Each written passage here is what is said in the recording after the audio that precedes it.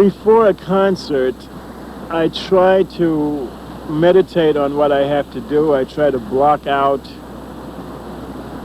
any extraneous thoughts. I try to think about what it's going to be like. I try to will the band to sound good. I try to act in a positive way. And I try to create a picture of what I hope is going to happen on the stage. So it's sort of a meditation in a way prior to performing.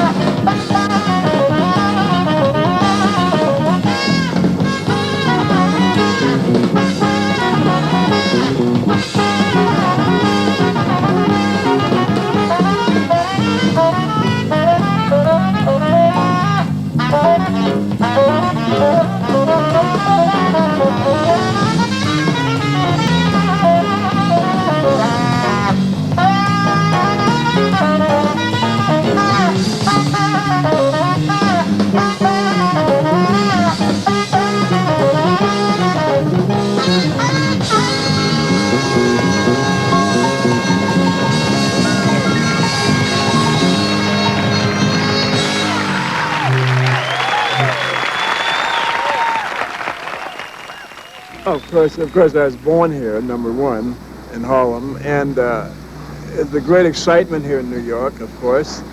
I always felt New York was the center of a lot of music, at least during the time when I was growing up.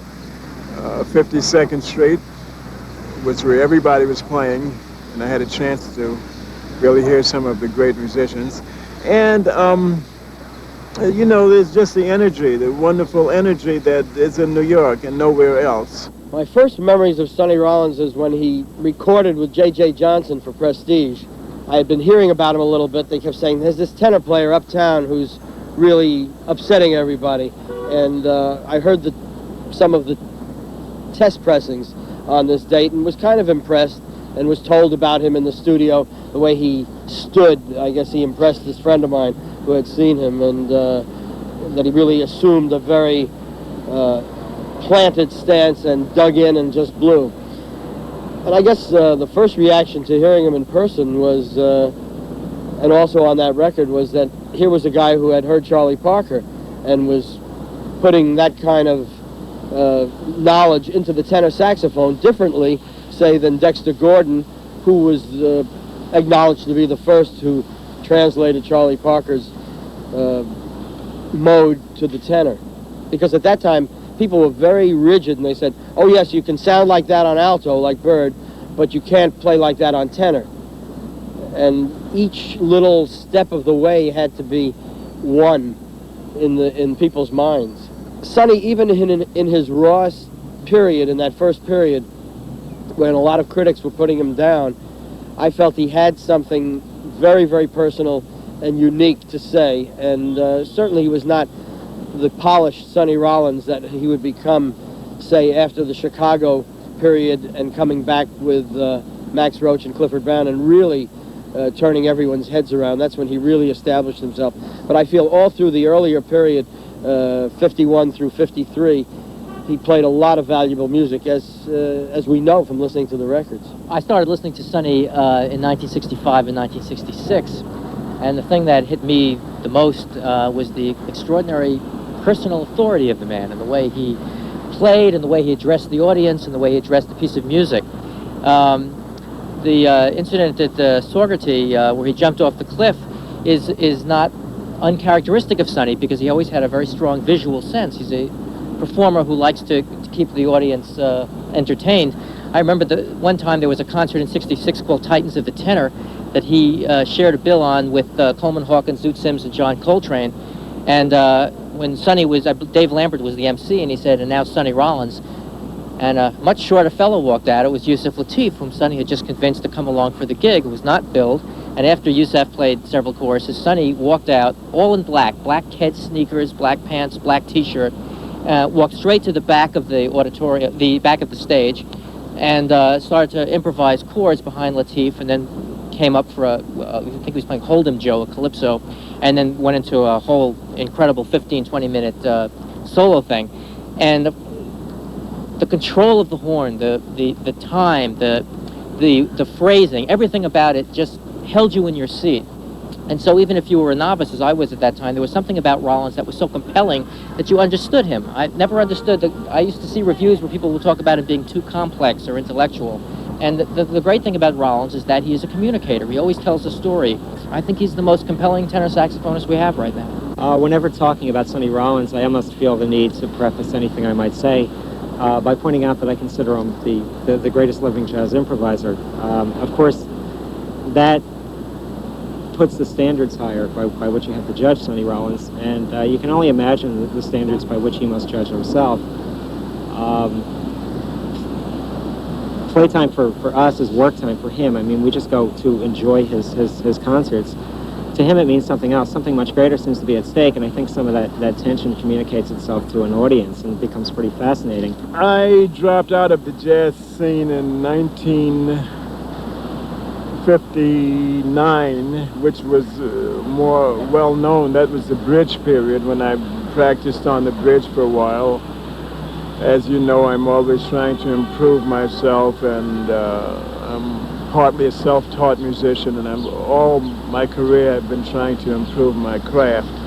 So at that point I had dropped out and figured I'd stay away from music and the music scene and everybody and just try to improve my playing, and I studied piano forte again. And so I just, that was a very important period, a publicized period. I had been practicing on the bridge, and I think a jazz writer had seen us on the bridge, or seen me on the bridge practicing, and he wrote a little story about it, and it became famous, infamous Sonny Rollins practicing alone on the bridge. So when I finally came back to the jazz scene, and I came back to I was appearing in a nightclub, and I made my debut again. I recorded for RCA at that time, and we thought, well, it would be apropos if we named the album The Bridge, or at least some songs from the album.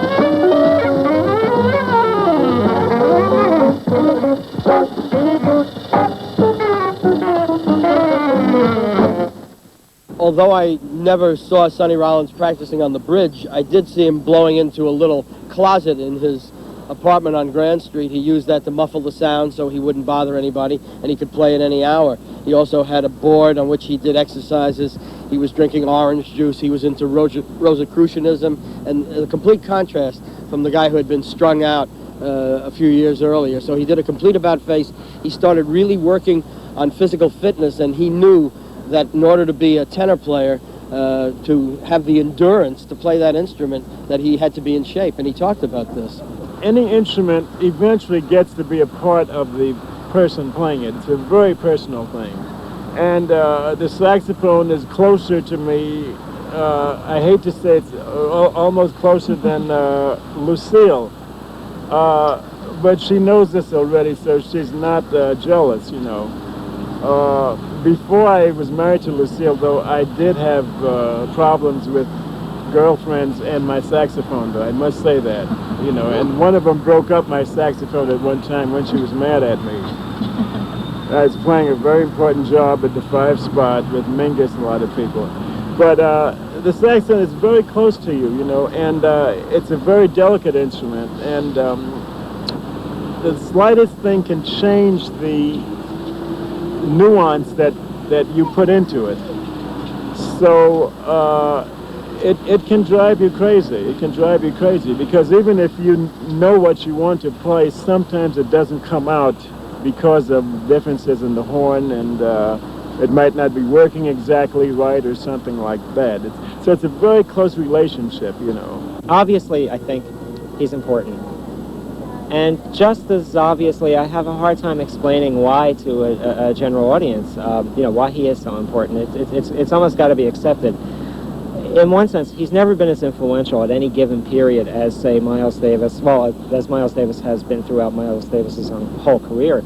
He's never been as important as Miles. He's never been as influential as Coltrane was in the mid to late 60s, or Ornette Coleman during much of that same time.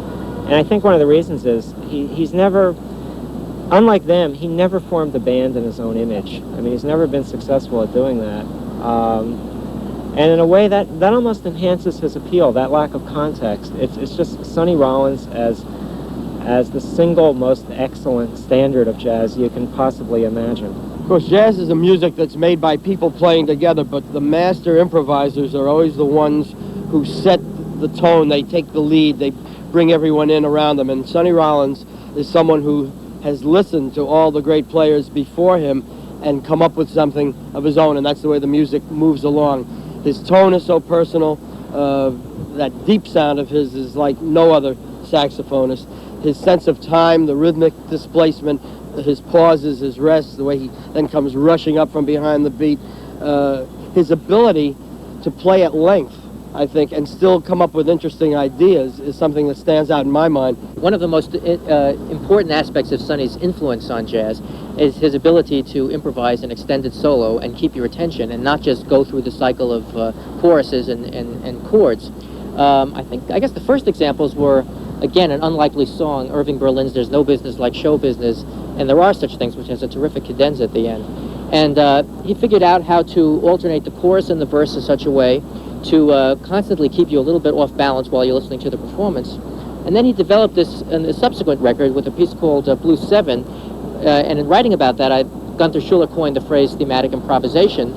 All he meant by that was that Sonny will take a theme and he will use the melody to govern the improvisational ideas that follow rather than simply playing rote on the chord changes.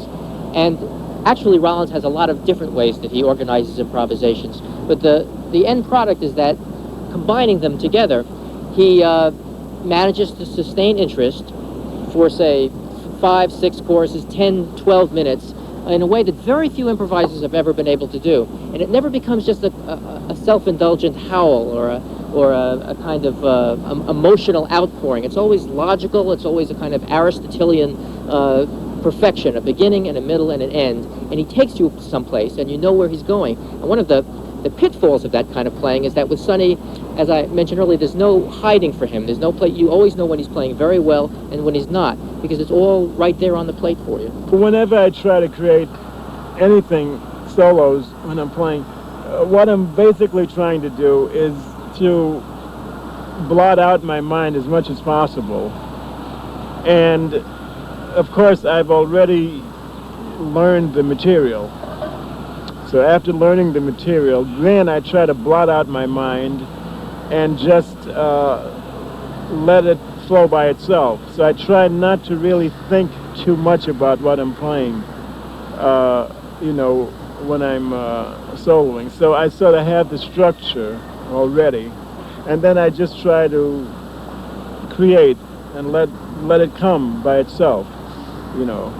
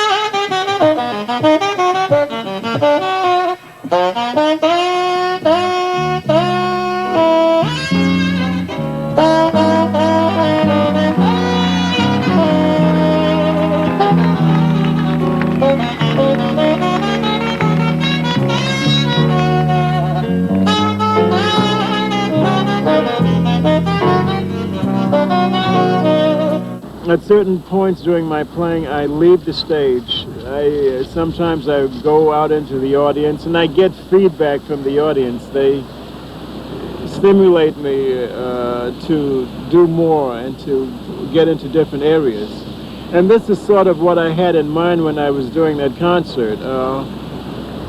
I figured that I would leave the stage, jump down off of the stage, and then come back on the stage.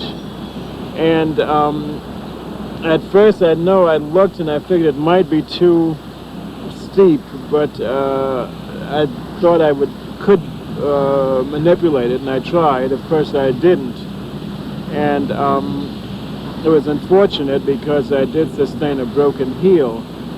But I kept playing, and I was very happy about that, and I was happy that a lot of the people didn't realize that I was actually hurt or anything, and they thought it was just a part of the performance. At the time that Sonny came along, jazz was grappling with the problem of standards and how to play them and what to do to find new material. The previous generation, Parker and Gillespie, had taken a lot of standard tunes and written their own chords and their own melodies and added substitute chords to the original chord progressions. But Rollins went back and found all kinds of pieces that jazz musicians did not know what to do with or would not have known what to do with if he hadn't played them. Things like Jolson songs and I'm an Old Cowhand, Tootsie, and all kinds of ballads, and he made them credible as music, let alone as jazz music. He proved that, and Miles Davis is someone else who did this, that if you find the right tempo, the right attack, the right approach for a piece of music, you can make it work for you.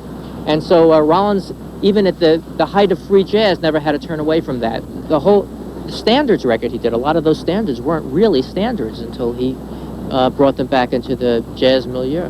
Right. He one time described it as I was starting to do a list of them, and he named a few others, and he said songs no one ever recorded before, and no one will ever record again. And somebody else pointed out to me when I told that to them, of course they never record them again. It's because Sonny has made the definitive versions. Yeah, it'd be crazy to record some of those songs again. Well, I met Lucille in Chicago when I was playing with Max Roach's group. And Lucille was a friend of mine. Actually, there was a musician that I was rehearsing with at the time.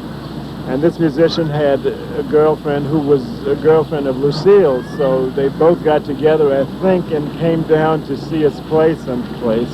This same girl or woman that Sonny talked about, who was my friend, had told me a lot about Sonny, and so she sort of wanted us to sort of meet. And when I met him, I sort of knew right away that this was going to be something special. I don't believe he did, but I did. And I sort of was determined that this was the guy. She told me not to do this because she said, you're going to get hurt and don't get involved. Just have a good time, but don't get involved. But I did. I did the booking for a long time. Now I just do the managing and occasional booking. Occasionally booking. But I love it. And the producing came about because I was always involved anyway. And starting about 78, there was a particularly difficult record, the Don't Stop the Carnival album, which was there were great problems with that album, and Sonny was reluctant to go in the studio to mix it. So Orrin Keepnews, who was Sonny's producer at that time, decided that if Sonny would let us, we would mix it to sort of spare him.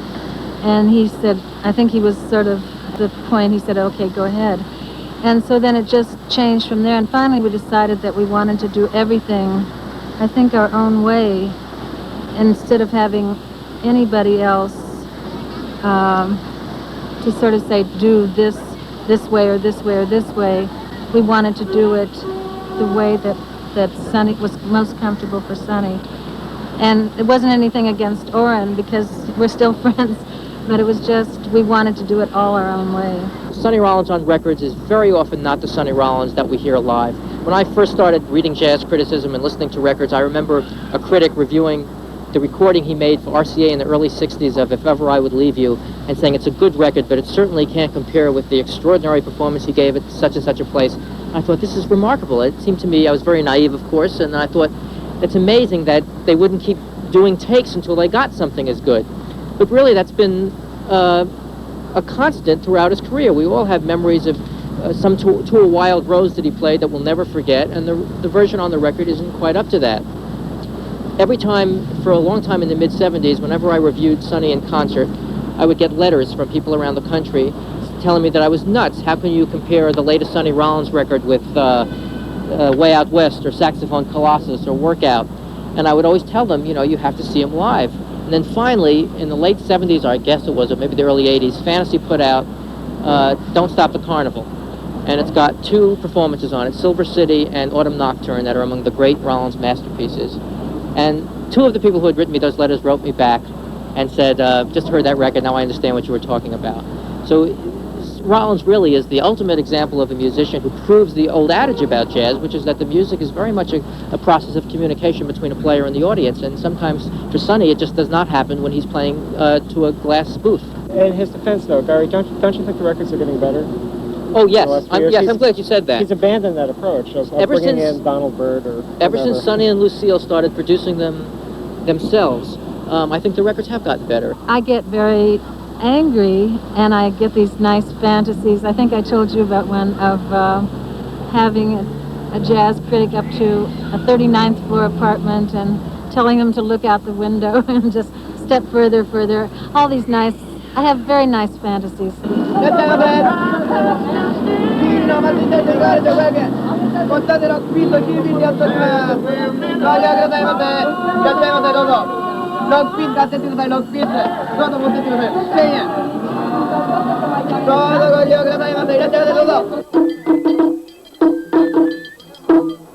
I've always wanted, actually, to work in different musical environments. The opportunity to do this piece came about through my sponsors here in Japan, and they asked me would I like to do an orchestral piece this time around. So, of course, I said I'd love to do it. I've never done anything quite like this before. And because of that, of course, I sought the help of a good friend of mine, old musical companion of mine, Heikki Samanto. I was in South America doing some playing, and I came back to Helsinki. I flew first to New York and stayed there one day.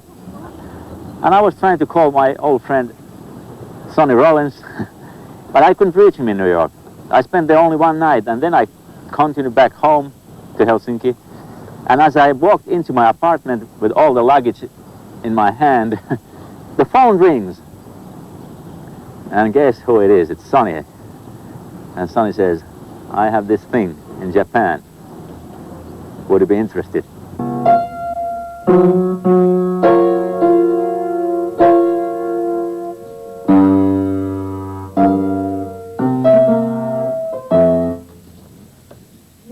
The themes were mine. I labored over them for some time, trying to come up with what would sound proper in this context. And I asked Heikki to orchestrate them for me and to also conduct the orchestra for me.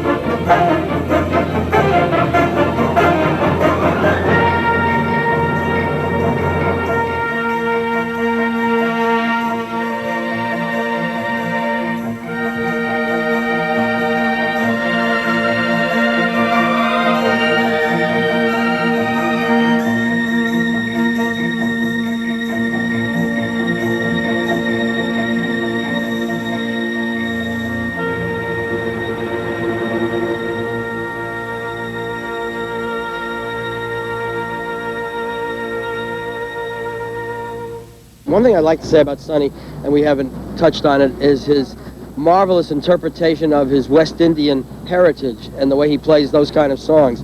And I remember being down in St. Thomas for the first time, and this was after Sonny had done the song called St. Thomas, and walking along the street one night, passing under a window where there was a dance going on, and the saxophone player in that band down there, it was not a jazz band, they were playing calypso, but the sound that he got was exactly the sound that Sonny can get when he wants to duplicate that style, in addition to doing a lot of other things with the improvisation on something like Don't Stop the Carnival or Hold 'em Joe.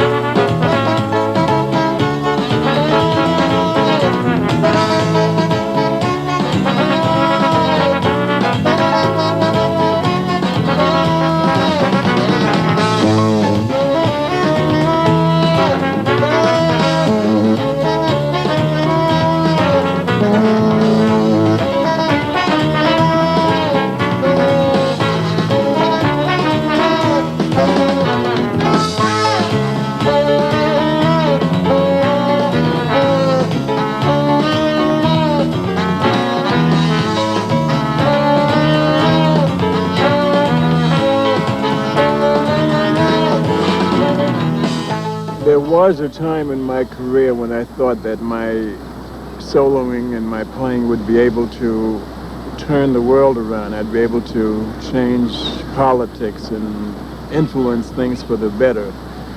I don't have these illusions anymore. Now, all I want to do is to maybe bring enjoyment to myself and enjoyment to those people that appreciate a little bit of my art and what I'm doing.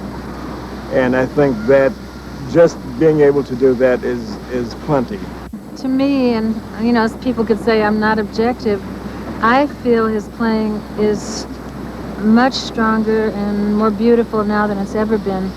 I think not only, you know, and I'm not talking just technically, but I think because he's changed as a person over the years, and I sense more, and somebody else commented on this the other day, so it's not just me, that there's now more warmth and more feeling and more depth than ever in his playing. And I've never heard him play better, and I honestly mean that. And I'm in awe of his playing. Aside from, you know, loving as my husband, I think he's, you know, spectacular.